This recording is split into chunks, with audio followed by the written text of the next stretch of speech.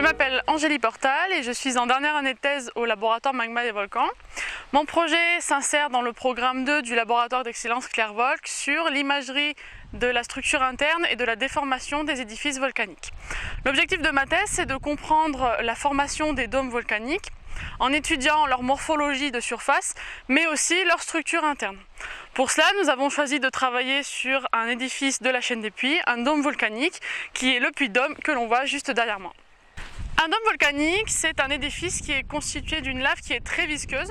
Lorsque celle-ci arrive en surface, elle ne va pas former des coulées de lave comme on peut le voir à Hawaï ou au piton de la Fournaise par exemple, mais va s'accumuler à la source et former un véritable bouchon.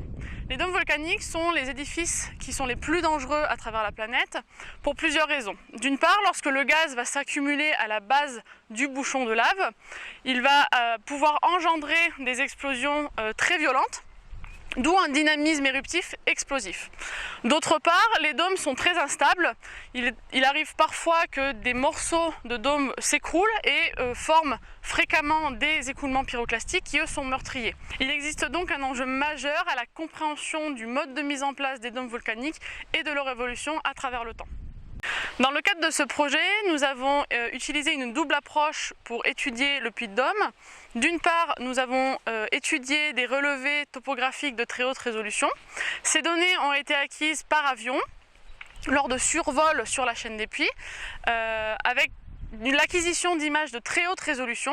Cela nous a permis de faire une étude de la structure superficielle de l'édifice et de cartographier des anomalies dans le relief pouvant atteindre des tailles inférieures au mètre. Ces données ont mis en évidence une structure superficielle du Puy de Dôme qui est très complexe. En effet, on observe sur la face ouest des reliefs qui sont très rugueux, très abrupts, avec beaucoup de falaises, alors que sur la face est, qu'on peut voir ici, on a une topographie qui est beaucoup plus lisse du sommet à la base. Cela laisse donc supposer une formation du dôme en différentes étapes.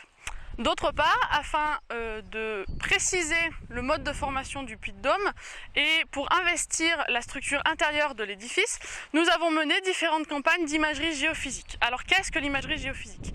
Ce type d'imagerie permet d'étudier les variations d'un paramètre physique, par exemple la densité ou la résistance électrique dans le sol, à partir de mesures effectuées à la surface d'un objet, en l'occurrence ici un volcan. C'est un peu comme faire une échographie ou passer un IRM dans le domaine médical. À partir des données qui sont acquises sur les volcans et grâce à des traitements numériques, on va être capable de calculer des modèles en 2 dimensions et 3 dimensions de l'intérieur des édifices volcaniques. Cela va nous permettre d'identifier l'agencement des structures géologiques à l'intérieur des volcans pour comprendre la façon dont ils se sont mis en place et leur évolution au cours du temps. L'imagerie géophysique est une technique qui est très répandue en volcanologie car c'est un outil efficace pour ausculter les volcans comme cela a été le cas ici dans la chaîne des Puys, mais c'est aussi un moyen de surveillance des édifices actifs. Chaque édifice est particulier, a un dynamisme et un fonctionnement qui lui est propre. En multipliant les campagnes géophysiques sur différents volcans, on s'approche petit à petit d'un modèle global de ce qu'est un volcan et de son fonctionnement. Tout ça nous permet de mieux prévenir les éruptions volcaniques et les phénomènes qui y sont associés.